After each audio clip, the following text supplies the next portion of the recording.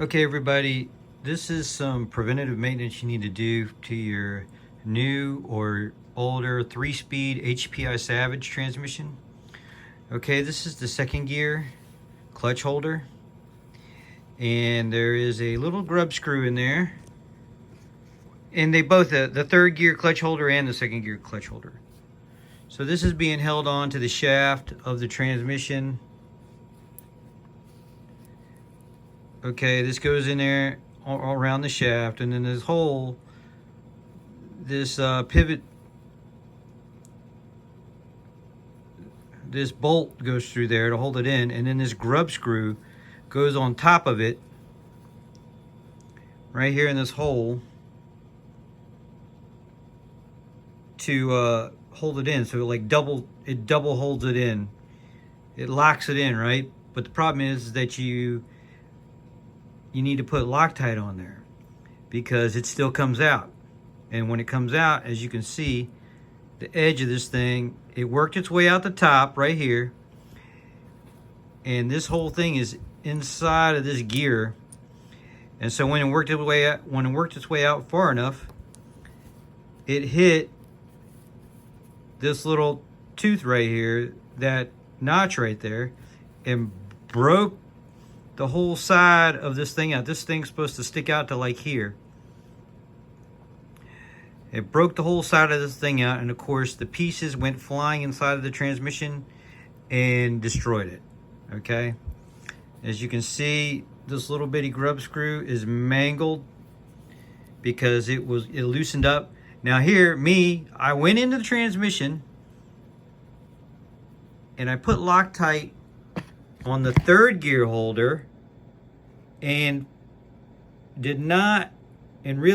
forgot to, or did not think about it, to put Loctite on this one, which just, that's, should it be done already from the factory? Of course, but I already kind of knew that there were some issues with this transmission. That's why I went in there, and I should have thought about it, but it didn't come to me at the time. And now the issue is that these third gear pieces are hard to get, right? You cannot get these right now.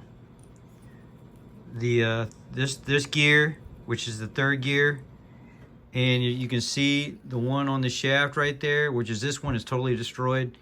There's first and second on the idler shaft, but the third gear. So if you have a 2-speed transmission, which totally looks different from this, by the way, you're probably fine because they're just a little bit stronger. I mean, if the gears, they're still held in the same way. This clutch holder looks exactly the same for the 2-speed transmission. This is the second gear one. And the third gear one's all round. See, that one's completely round like a circle. The second gear one has this notch in it. So the grub screw, they're held in the same way. They have the same bolt. And then they have the same grub screw that goes on top of it to double nut it in, but you still need to put Loctite on there. So that's how it goes inside of here. It goes inside that hole. One goes in there first, and then that one goes on top of it. And they got a diagram right here of it. That's it right there, 111097. That's the little screw, how it goes in there. And it just works its way out, and it destroys the transmission.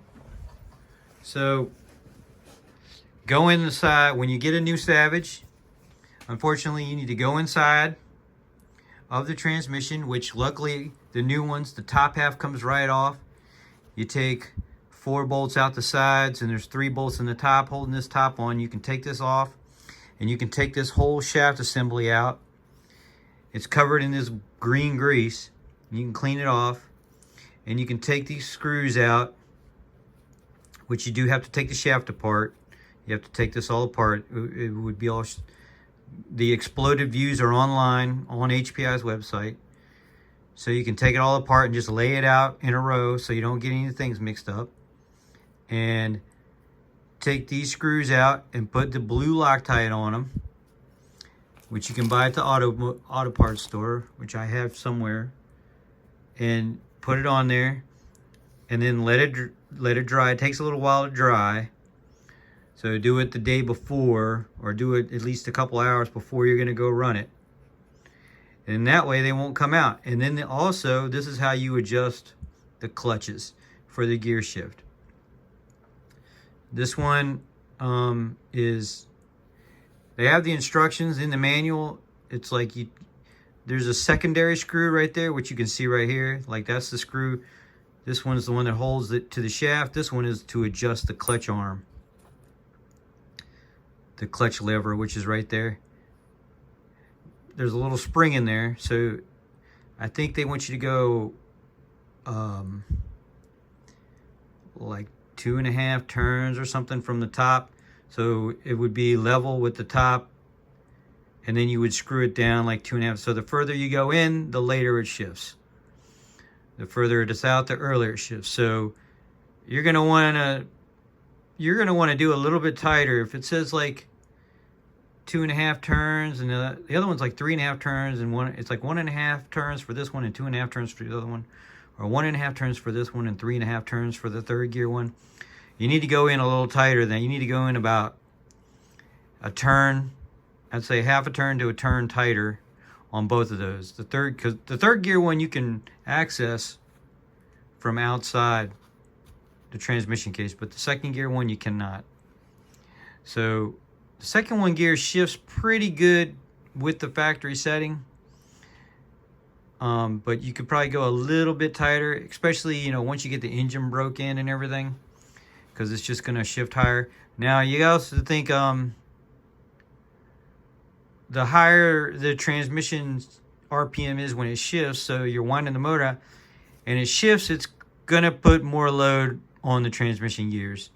So kind of like the earlier it shifts, I'd say maybe the less strain on the transmission. I don't think there's a real issue with the gears as long as the grub screws ain't coming out, getting caught up inside of them and destroying it.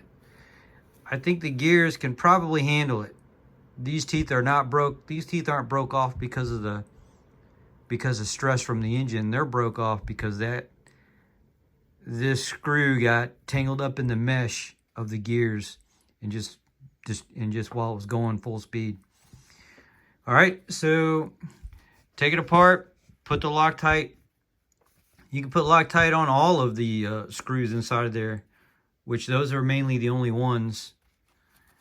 You can put Loctite on the little adjuster screw too, just to keep it, because if that thing comes out, it's going to destroy the transmission also, and it will work its way out, because these Nitro engines, if you put your hand on hold the vehicle while it's running, the engine vibrates the entire vehicle and it will shake anything loose. Also, the bolts, the Allen head bolts that come stock in the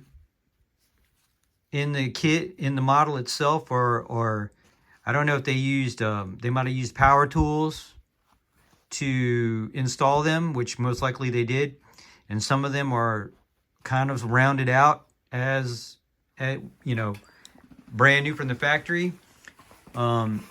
So you might want to go through the RCScrewz and get all stainless steel screws, all new screws like this, and just kind of work your way around the model. Like when I took the transmission apart, I just put those different screws. Now that screw kit is not cheap. It's like $40. But in the long run, I mean, these are Nitro RC models. If you're buying this, you're playing, you're going to have to work on it. It's not just a put it away and let it go. They require maintenance. So it's just kind of part of the game. And I just wanted to do that in case anybody here that's kind of new that doesn't know about this issue. With this brand new release of the XL, the Savage XL 5.9, you're going to have this problem. So you can prevent it, and you could probably have many gallons of nitro long life if you do this without issue, because there's plenty of performance in that motor.